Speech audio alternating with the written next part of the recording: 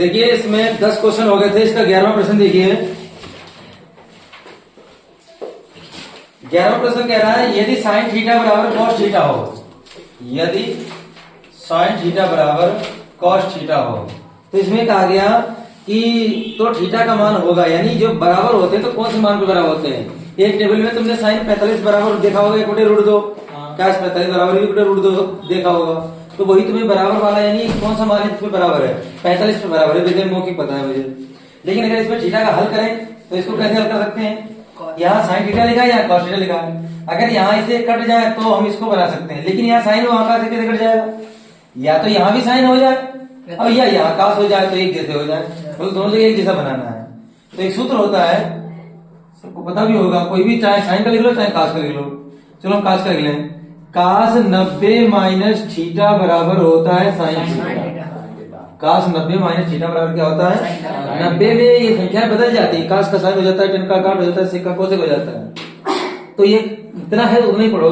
कास 90 minus theta बराबर क्या होता है साइन थीटा होता है। अगर तुम्हें साइन को कास बनाना हो तो तुम कास 90 माइनस थीटा लिखोगे, अगर साइन 90 माइनस थीटा लिखा हो तो कास थीटा हो जाएगा। अब दोनों में से कोई एक बना लो, जैसे मान लो हम क्या करेंगे, इस साइन थीटा को ऐसे रहने देंगे, अब यहाँ पे कास का कास भी बना रहे साइन भी हो जाए, तो कास थीटा को कैसे लिखा जा सकता है साइन 90 माइनस थीटा के रूप में। तो इसकी जगह हम क्या लिख देंगे, साइन 90 माइनस थीटा, ये कास थीटा है तो ये भी कास थीटा ही है, इसका सूत्र कास थीटा ही होता है।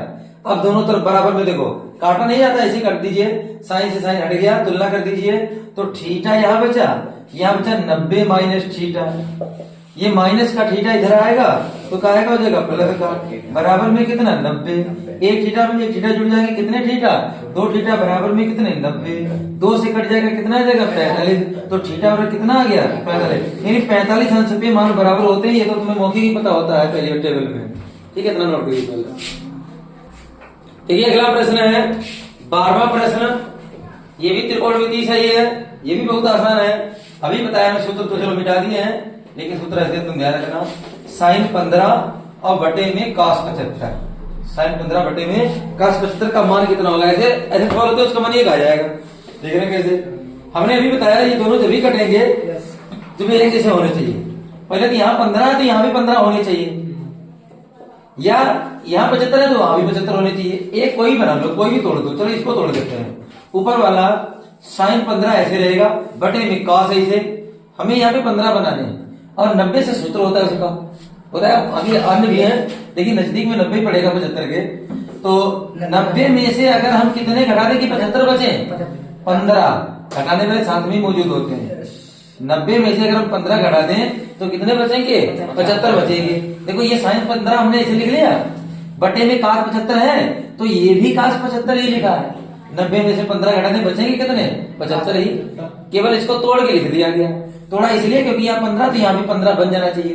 अब सूत्र बन गया, अभी सूत्र क्या लिखा था हमने, cos 90 minus theta sine theta, तो ऊपर साइन 15 ऐसे ही, ये cos 90 माइनस थीटा कर जाएगा साइन थीटा, थीटा कितना है 15, तो साइन 15 एक साइन 15 एक, उत्तर आ गया एक, यही इसका आंसर होगा, विकल्प में जिस विकल्प होगा वही इसका। अगला सवाल देखिए, ये भी त्रिकोणमिति से ही है, 13वां प्रश्न, इसमें कहा गया यदि sine theta minus cos theta बराबर 0, यदि sine theta minus cos theta बराबर 0, अभी इसको हल किया था तो 15 आया था, नहीं 45, कितना आया 45, ये माइनस का कॉस थीटा जब उधर जाएगा तो काय का हो जाएगा प्लस का कॉस थीटा हो जाएगा।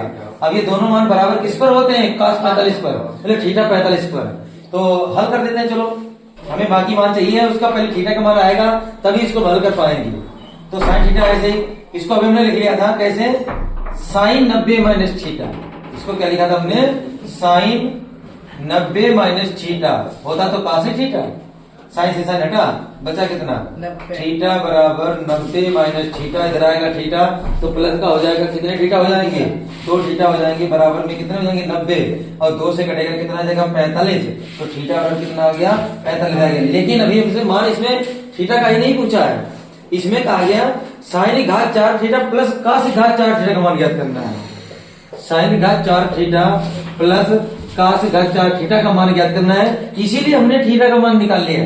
अब जहां इसमें थीटा है वहां पर हम क्या कर देंगे 45 को रख देंगे, हल कर लेंगे, आंसर आ जाएगा। तो साइन की घात 4 ऐसे ही रहेगी, जहां पर थीटा है वहां 45 रख देंगे, प्लस काश घात 4 ऐसी रहेगी, यहाँ पे 45 रख देंगे। साइन 45 का मान होता है 1/√2, घात 4 है तो घात 4 लगा देंगे। काश 45 का मान 1/√2, घात 4 है तो घात 4 लगा देंगे। एक की घात 4 हो तो वो एक ही रहेगा, चाहे एक की घात कितनी भी हो। √2 होता है 2, और लेकिन इसको 4 बार लिखना है तो फिर से √2 2 होगा, और 2 की 2 में गुणा होगी तो 4, यानी इसको तो हल करेंगे तो 4 आ जाएगा, इसको भी हल करेंगे 4 आ जाएगा। 4 4 कर था 4, तो ऊपर 1 1 कितने हो गए 2, तो 2 1 2 2 दूनी 4, तो इसका आंसर आएगा 1/2, ये इसका आंसर हो गया। अगला सवाल नंबर है 14। सवाल नंबर 14 में कहा गया सेके प्लस टेन, ये भी त्रिकोणमिति से कई त्रिकोणमिति क्वेश्चन आ गए हैं। सेके प्लस टेन ब्रैकेट में 1 माइनस साइन ए है, इसको हल करना है। उत्तर में सेके दिया गया, साइन ए दिया गया, कोसेक ए दिया गया, कॉस ए दिया गया। इसको हल करते हैं। देखो सेक का सूत्र साइन कास के पदों में होता है 1/cos, ये सेक का सूत्र है 1/cos। ऐसे टेन का सूत्र साइन कास के पद होता है sin/cos। टेन का सूत्र क्या होता है sin/cos। ये तो जो चलो 2 सूत्र लग गए। अब इसको ऐसे रहने दो, इसको मत सूत्र लगा, क्योंकि खुद साइन के ही पदों में लिखा है, तो ये इसको नहीं लगाना है सूत्र। ये साइन कास के पदों में आ गए। कास कास का एलसीएम कास, कास कास का एलसीएम कास, तो ऊपर 1 प्लस साइन है ऐसे। जब नीचे एलसीएम सेम होता है तो ऊपर वाली संख्या में कोई प्रभाव नहीं होता, मतलब कोई बदलाव नहीं होता। तो ये 1 माइनस साइन ए इंटू में ऐसे, अब इंटू में है तो इनकी गुणा हो जाएगी। ये देखा जाए तो ए प्लस बी हमारे बी की जैसे लिखे हुए हैं, तो इसका मतलब इनकी गुणा करा दो, 1 1 1 plus minus minus sign, sign की गुणा साइन स्क्वायर। आगे दिमाग लग गया होगा, क्या होगा 1 माइनस साइन स्क्वायर का सूत्र होता है cos स्क्वायर। इसकी जगह क्या हो जाएगा cos स्क्वायर है, और बट्टे वाला कास ऐसे रहेगा। एक कास से एक घात कास की कट जाएगी, जो आंसर में बचेगा वही इसका आंसर होगा। तो कास ए बचा, ये इसका आंसर होगा। देखिए अगला प्रश्न है, चित्र में बिंदु ओ बिंदुओं ए तथा पी से देखने पर अवनमन कोण की माप दी गई है। ए तथा पी से देखने पर, तो ए से देखा गया, ये तो फिर ये तो उन्होंने कहा जाएगा। पी से देखा गया, ये तो चलो ये भी वहां तो अवनमन बना है। ए से पी को बिंदुओं को देखा जा रहा है, तो उसके बाद में अवनमन कोणों की माप होगी, ये तुमसे पूछा है। अवनमन कोणों की माप पूछी है, तो अवनमन लेकिन देखे कहां जा रहे, देखो जब मतलब भूमि से कोई बिंदु को शीर्ष को ऊपर देखते हैं तो उन्नयन कोण बनता है। अगर ऊपर से अगर कोई नीचे वाले बिंदु को देखते हैं तो अवनमन उन्नयन होते क्या, पहले तुम्हें अलग से बता दें। जैसे अगर कोई मान लो ये मीनार है, कोई इस बिंदु से अगर इस मीनार के शीर्ष को देखें तो यहाँ पर जो ये कोण बनेगा ये उन्नयन कोण बनेगा। मान लो ये कोई 45 बन रहा, 45 हो थीटा, चलो मान लो ये थीटा बन रहा। अगर यहीं से इसको मैं ऐसे देखते तो अवनमन कोण यहाँ पे ये बनाते, ये वाला अवनमन कोण कहा जाता है। लेकिन होते हैं अवनमन और उन्नयन बराबर, क्योंकि एकांतर कोण भी बन जाता है, जैसे एकांतर आकृत भी कहते हैं। तो अवनमन और उन्नयन आपस में क्या होते हैं, बराबर होते हैं। अब यहाँ किससे देखा जा रहा है, ये क्वेश्चन कह रहा है बिंदु ओ को, ये ओ बिंदु है, ए तथा पी से देखने पर अवनमन कोण की माप ज्ञात कीजिए। अब ए से देखा गया तो अवनमन कोण, यानी यहां से अवनमन कोण, तो ये लाइन बनेगी, ये वाला अवनमन कोण बनेगा। ठीक है, हमने अभी बताया कि अवनमन कोण और उन्नयन कोण आपस में कितने होते हैं, बराबर होते हैं। तो बिंदु ए भी कितना होगा, 45 होगा। अब पी से अवनमन कोण, इसको ऐसे देखेंगे तो पी से अवनमन कोण ये वाला बना। अब ये वाला कितना है, ये 60 नहीं है, 60 भी नहीं है, 45 भी नहीं है। तो ये वाला जो कोण होगा, ये कोण और ये कोण आपस में बराबर होंगे। अब पहली बात, जब ये लाइन तुम्हें इतना ये वाला कोण पता हो तो पूरा कोण होता है 90, लंबवत हो तो पूरा कोण कितना होता है 90। तो ये बचा होगा कितना 30, ये कोण कितना बचा होगा। तो ए और पी से देखने पर अवनमन कोण जो बने हैं वो 45 बना है, अब 30 बना है। तो पहले 45 30 ही लिखना, 30 45 मत कर देना। ऑप्शन में 2 तरीके से उत्तर दिया गया है। ऑप्शन में दिया गया है 30 45 या 45 30। तो 45 ए को पहले और पी को बाद में लिखना है, कुछ लोग कंफ्यूजन हो जाएंगे। तो जो क्रम से है उसी को लिखना है, तो इसका बी विकल्प सही हो जाएगा। इतना नोट कर लीजिएगा। देखिए 16वां प्रश्न जो है, वो भी त्रिकोणमिति है। त्रिकोणमिति का मतलब इंपॉर्टेंट है, इसको अच्छे से सीखना है। तो किसी त्रिभुज एबीसी में कोण सी 90 है, तो एक ऐसा त्रिभुज बनाना है जिसमें तुम्हें ये 90 है, तो इसका मतलब सी नाम दिया गया, तो सी को 90 मानोगे। बाकी तुम ए बी सी किसी को मान लो, ए सी इसको बना तो फिर बी ये हो जाएगा। तो ए बी सी तुम्हारा न्यून कोण हो गया, ये समकोण हो गया। उसके बाद में tan a बराबर 1/√3 दिया गया है। tan a बराबर 1/√3 दे रखा है। तुमसे मान पूछा है किसका? Sign A cos B plus cos A sine B plus cos A sine B. वैसे तो ये साइन ए प्लस बी का सूत्र होता है, लेकिन हाई स्कूल में ये नहीं बताया जाता। अब तो सिलेबस बहुत कम कर देगा त्रिकोणमिति में। तो sign A cos B plus cos A sign A plus B का सूत्र होता है, लेकिन इसको हम इस तरीके से नहीं बताएंगे, इसमें सूत्र नहीं लगाएंगे। केवल तुम्हें जो हाई स्कूल का तरीका उस तरीके से देखो क्या है, केवल तुम्हें ए का मान पता हो जाए और बी का मान पता हो जाए, दोनों की जगह मान रख देंगे, हल करेंगे, आंसर आ जाएगा। तो क्या करेंगे, ए और बी के मान इस त्रिभुज से निकालेंगे। तो यहाँ से हम क्या करेंगे, ए का मान ज्ञात कर सकते हैं। ये tan कितने का मान होता है? 60 का। कितने का होता है? 60 का। लेकिन उसके लिए फिर बी का नहीं आ पाएगा, ए का तो चलो आ जाएगा, 60 का नहीं होता है। 60 का तो √3 होता है, 30 का होता है। कितने का होता है? 30 का होता है। तो ये जो कोण होता है वो कितने का होता है? 30 का होता है। तो यहाँ से हम क्या करेंगे, ए का मान निकालने अगर हम, तो कितना आ जाएगा? 30 अंश। देखो tan a ऐसे ही बराबर में 1/√3, 1/√3 की जगह लिखेंगे tan 30। क्या लिखेंगे? tan 30 लिखेंगे। 10 से 10 हटा तो a बराबर कितना आ गया? 30। a बराबर कितना आ गया? यानी ये वाला कोण अब मुझे पता चल गया, ये कितना आ गया? 30 आ गया। ये कोण कितना आ गया? 30 आ गया। अब हमें क्या चाहिए, मान लो अब जैसे या तो तुम लंब बटे आधार से भी निकाल सकते हो, लंब बटे आधार से वैसे भी निकाल सकते थे, लेकिन अब हमें ए की जगह मान रख देंगे। अब केवल बी का मान पता हो जाए। अब त्रिभुज के तीनों कोणों का योग कितना होता है? 180। त्रिभुज के तीनों कोणों का कितना होता है? 180। तो 90 ये और ये कितने? 30, 120। तो ये कितना बचा? 60। तो कोण बी कितना आ गया? 60। तो कोण बी 60 हो गया। अब बाकी मान रख दो इसमें, बाकी हल्के नहीं, लंब बटे आधार से जरूरी नहीं पड़ा, उससे और आसान हो गया। तो साइन ए की जगह कितना आ गया? 30 आ गया, 30 रख देंगे। कास बी की जगह कितना आ गया? 90 आ गया, प्लस कास ए की जगह 30 और साइन बी की जगह कितना? साइन बी की जगह कितना? 60 मान रख देंगे इसमें। साइन 30 का मान 1/2, कास 60 का मान 1/2 प्लस कास 30 का मान √3/2, साइन 60 का मान √3/2। 1 × 1 बटे में 2 दूनी 4, √3 3 बटे में 2 दूनी 4, 4 4 का लाता 4, तो ऊपर 1 + 3 यानी 4, 4 × 4, तो आंसर आया 1। ये इसका आंसर हो गया। इसी सवाल का एक और तरीका है, तुम ऐसे आसानी से लगा सकते थे। Sign A cos B plus cos A sine B, ये सूत्र होता है साइन ए प्लस बी का। तो a प्लस बी, अब a प्लस बी के मान कितने कितने आए थे? 1 का 30, 1 का 60, तो कितना हो जाएगा? 90। और साइन 90 का मान कितना होता है? 1। ऐसे भी आंसर हो जाएगा इस सवाल का, लेकिन ये लगाना नहीं तुम्हें, वो लगा लिया तो उसी तरीके से लगाओ। अगला सवाल देखें।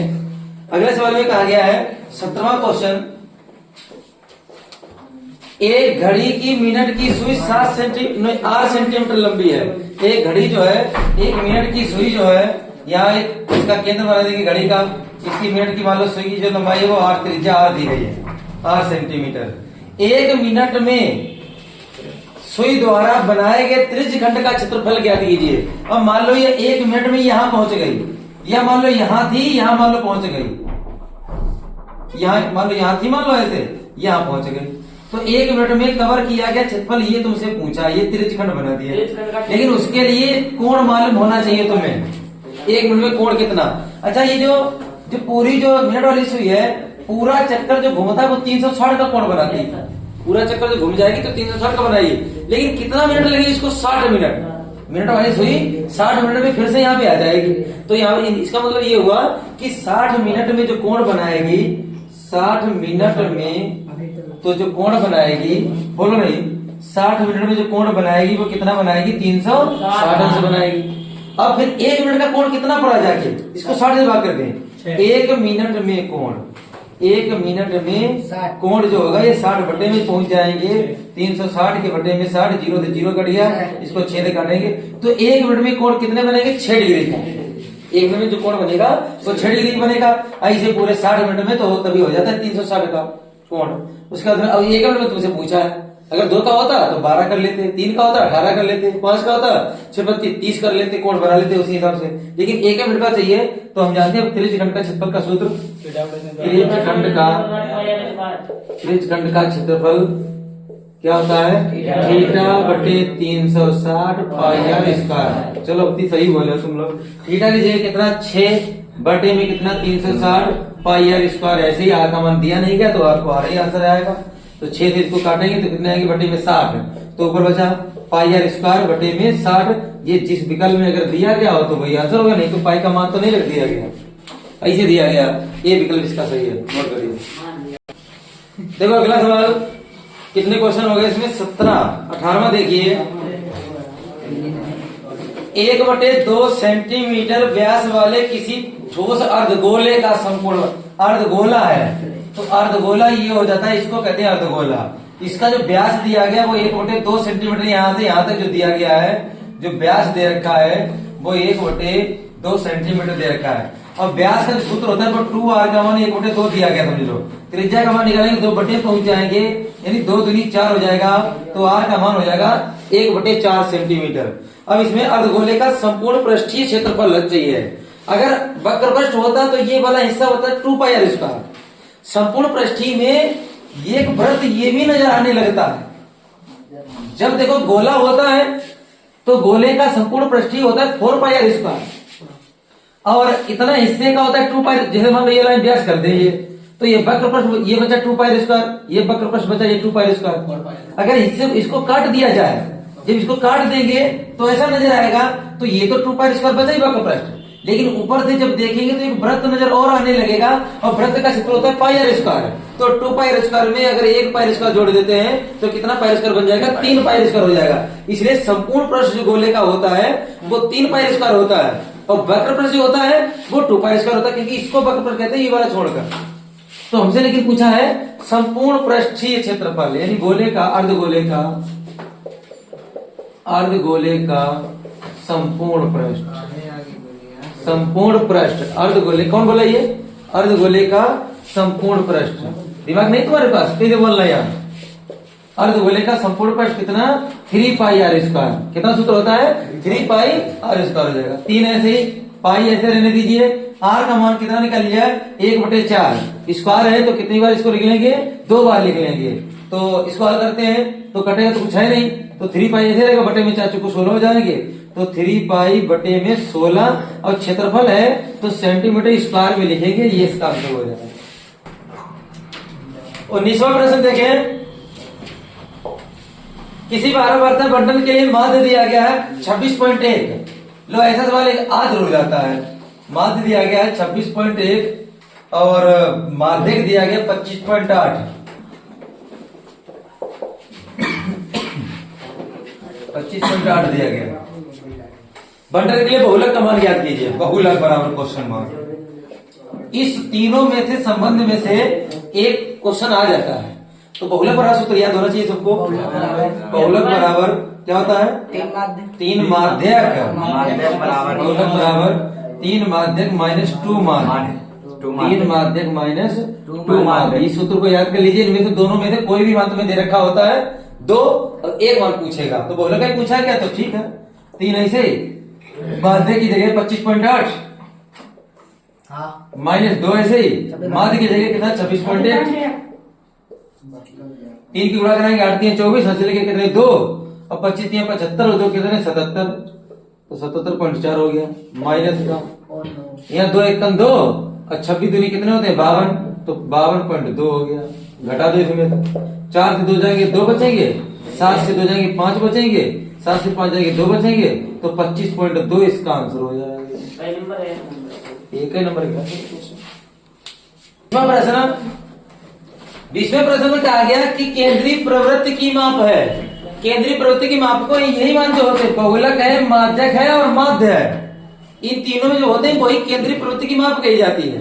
तो ऑप्शन में बताया अच्छा कौन कौन से केंद्रीय प्रवृत्ति में आप पढ़ रहे हैं। पहला ऑप्शन है बारंबारता, है या नहीं? नहीं है, इन तीनों में से नहीं है। दूसरे में है माध्य, है। तीसरे में है माध्यक, वो भी है। और चौथे में लेकिन लिख दिया कि बी और सी दोनों, तो बी और सी दोनों है इसका मतलब, तो यही वाला इसका डी वाला उत्तर हो जाएगा, बी और सी दोनों। ठीक है, ये तो मौके का प्रश्न हो गया। तो ये 20 नंबर के तुम्हारे क्वेश्चन हो गए सभी। बाकी 2-2 नंबर के अगले वीडियो मिलेंगे। आज के लिए इतना पर्याप्त।